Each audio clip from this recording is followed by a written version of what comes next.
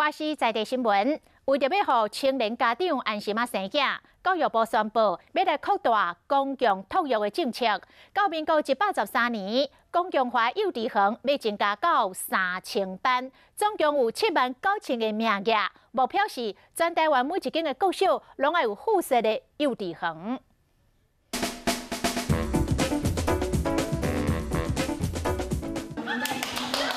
加一寡大人欢喜去行愿，唔是无奈伫怨叹。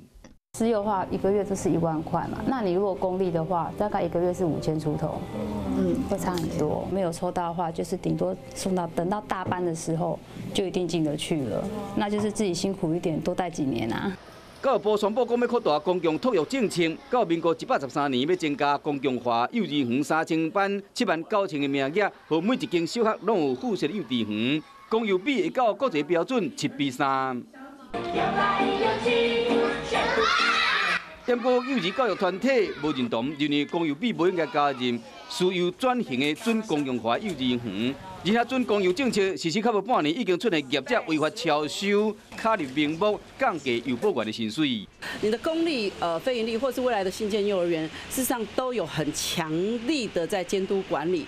那如果你是准公共化，你只是补钱，那品质没有被要求的话，那到底是不是孩子的福气？这个我有点质疑。那会在协同县市政府去做那个稽查跟管理，如果情节重大，那当然就是退场。